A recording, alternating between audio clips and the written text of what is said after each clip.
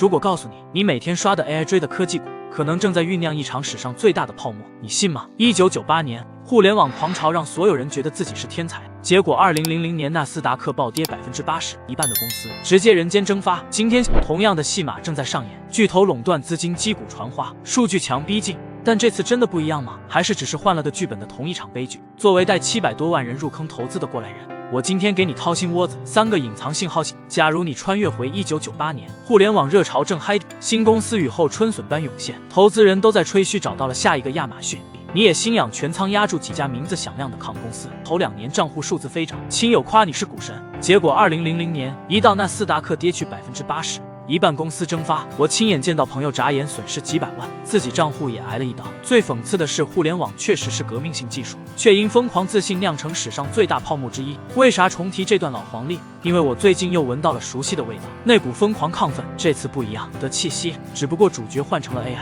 满世界都在喊 A 是千载难逢的机会。快上车，也许他们是对的，但马克·吐温说过，历史不会重复，但会押韵。投资大师约翰·邓普顿也警告投资里最贵的4个字就是这次不同。先别恐慌或冲动，咱们看看3个细思极恐的信号。第一，技术叙事与商业现实脱节，许多 AI 公司蓝图宏伟却盈利模糊，像极了当年只谈点击量不谈利润的抗公司。第二，资本高度集中与估值泡沫，巨头吸走大部分投资，初创公司估值动辄数十亿，却缺乏市场验证。第三，大众盲目拥护，当街头巷尾都在讨论 AI 股票时，往往以是狂欢尾声。识别这些信号不是为了否定 AI 价值，而是提醒我们保持清醒，在喧嚣中寻找真正具备技术壁垒和可持续商业模式的公司，才能在可能的波动中立于不败之地。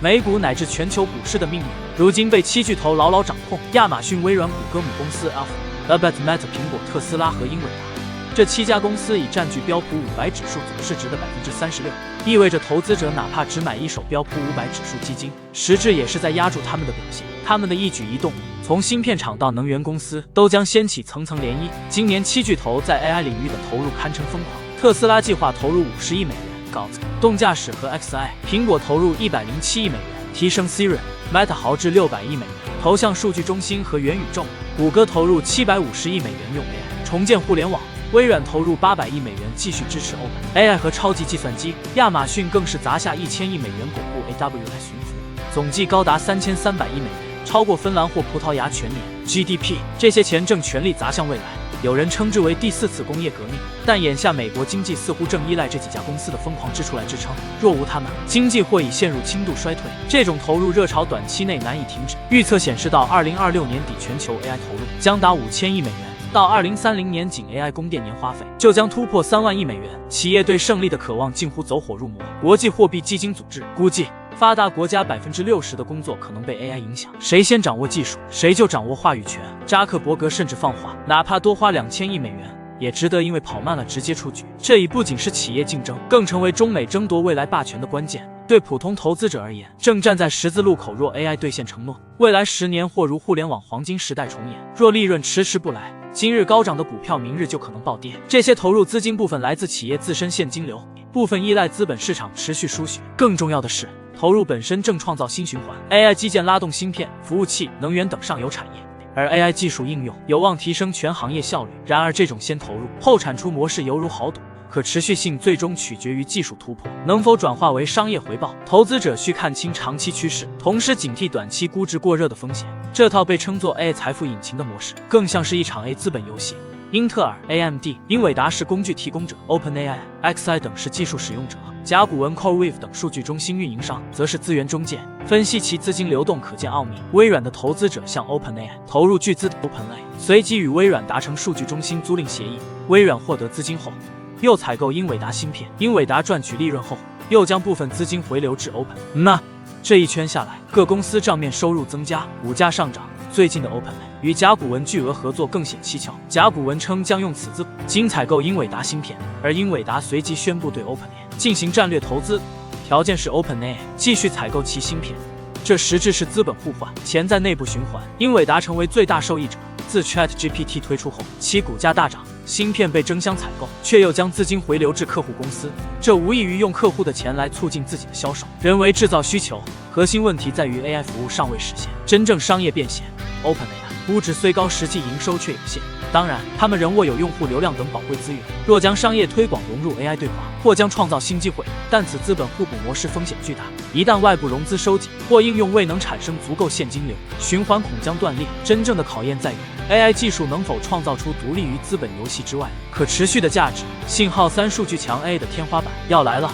过去几年 AI 的进步速度堪称狂飙，我们看着 AI 视频从 Will Smith 吃面条的鬼畜画质，进化到以假乱真的程度。好笑的是，现在判断 AI 进步的标准之一，竟然成了 Will Smith 的意大利面吃的真不真。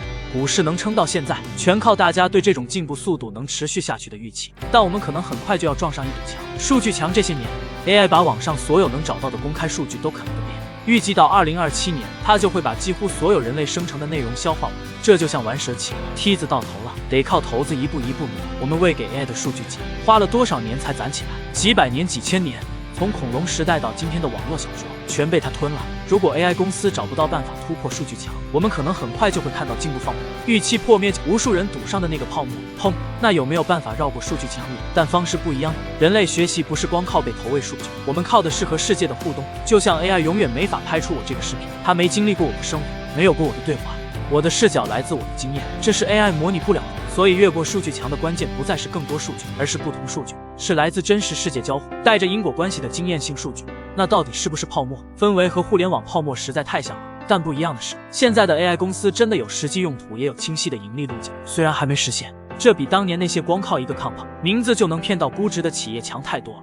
那这就不是泡沫了吗？说真的，我还是觉得是所有信号都在，估值过高，资金内循环，地缘政治狂热，技术瓶颈逼近。但没人知道我们处在泡沫的哪个阶段，这可能是一个疯狂10年的开始，也可能离结束比你想象的更近。对于普通投资者而言，或许最稳妥的方式是保持谨慎乐观，一方面承认 AI 技术的长期潜力，避免因短期波动而完全离场；另一方面严格控制风险敞口，避免将全部身家押注于单一赛道。真正的智慧或许不在于预测泡沫何时破裂，而在于构建一个能够抵御各种风暴的投资组合。毕竟狂热终会退潮，但技术进步的浪潮不会逆转。首先，我不是财务顾问，但如果是我会这么做：第一，继续定投，别停。如果现在只是泡沫初期，过几年看现在的价格可能便宜的像白菜。最好的策略是每月固定投一笔钱到覆盖面广、成本低的指数基金。我在互联网泡沫时就坚持定投，虽然泡沫破裂时也亏了，但从不后悔。历史证明，市场总会回来，关键是账户缩水时别慌。只要投的是追踪整体市场的指数基金，每次大跌反而是捡便宜的机会。前提是别欠债，别加杠杆。我那些一夜亏光的朋友就是栽在这上面。第二，多赚钱，收入是财富增长的燃料，升职搞副业、开辟新财源都能加速回报。尤其在市场下跌时，有持续现金流入就能买到更多便宜筹码，简直是开挂。第三，分散再分散，把所有钱压在一个地方是灾难配方。我的投资组合里有股票、债券、黄金、房产，甚至1点加密货币，还可以关注分红型股票。下跌行情里，即使股价不动，也能产生被动收入。记住，泡沫破了天不会塌，能看懂局势的人不会慌，反而会抓住别人逃跑留下的机会，从容捡筹码。如果你想知道怎么从衰退中获利，我后面有视频讲解。想守住财富，记得关注。好了，下个视频见。